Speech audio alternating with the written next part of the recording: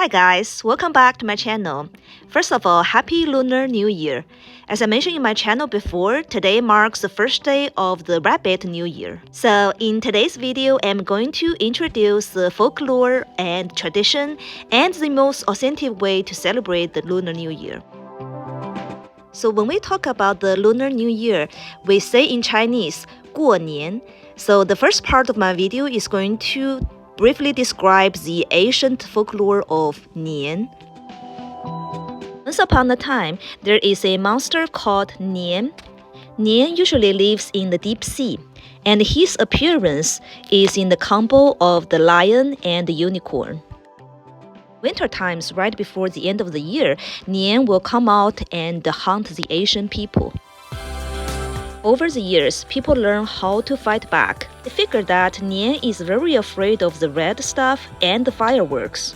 Every time they will use the red stuff, arrows, and the fireworks to scare away Nian. And this legend evolves into the current Lunar New Year tradition. And every Lunar New Year is represented by a symbolic animal. We have 12 animals in total, and the rotation of the animal follows a certain order. It always starts with rat and always ends with pig. We have rat, ox, tiger, rabbit, dragon, snake, horse, sheep, monkey, chicken, dog, and pig. And there's another interesting folklore about how to determine the sequence and order of those animals. Basically, God gathered all the animals and told them to race to the finish line. First 12 animals completed the match will be recorded in the sequence they reach the finish line. Authentic way to celebrate the Lunar New Year is to have the red pocket, which is called 红包 in Chinese. And nowadays, I see a lot of luxury brands who manufacture different kinds of red pocket to attract the Chinese customers.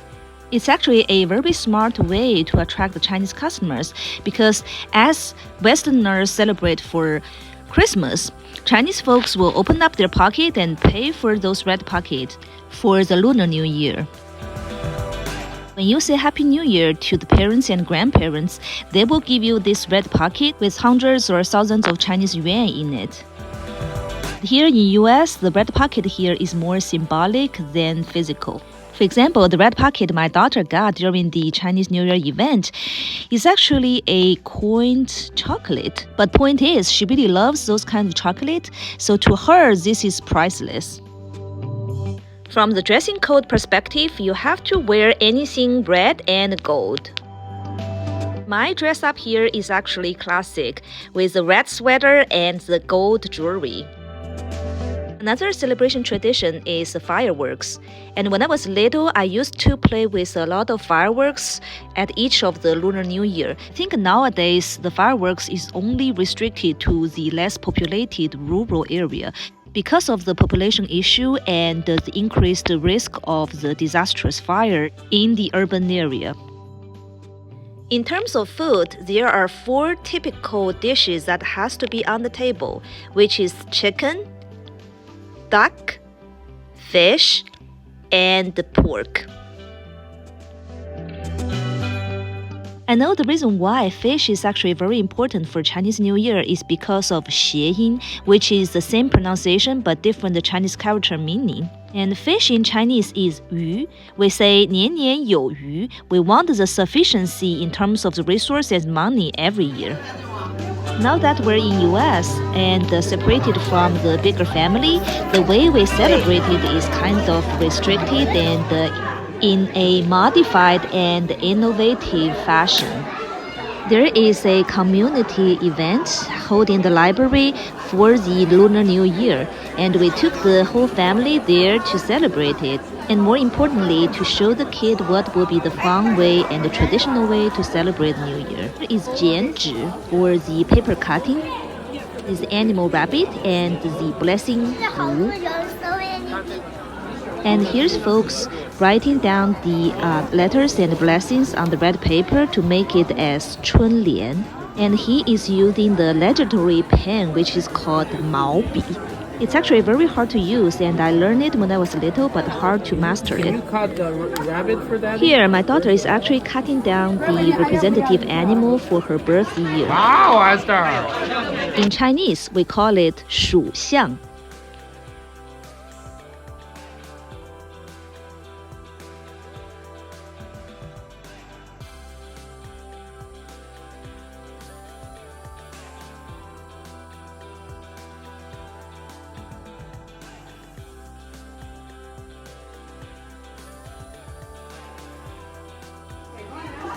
Now here's another tradition of the Lunar New Year is to have a bunch of families and friends doing the dumplings and cook it and eat it together. We call it 包饺子. Usually 包饺子 is more for the west part of China rather than the whole country, because you know China is a big country and the different regions celebrate the New Year in slightly different way. For example, from the hometown that I was coming from, we eat more of the Chinese dough rather than the dumplings for the Lunar New Year.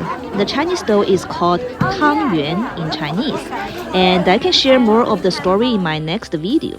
Traditionally, the whole celebration takes 15 days, but here we do what we could by participating in different community activities. I do plan to do another video on the last day of the Lunar New Year celebration, which is called 元宵节. There are fun activities for that day as well. So I hope you enjoyed today's video, and I'll see you guys next time. Bye.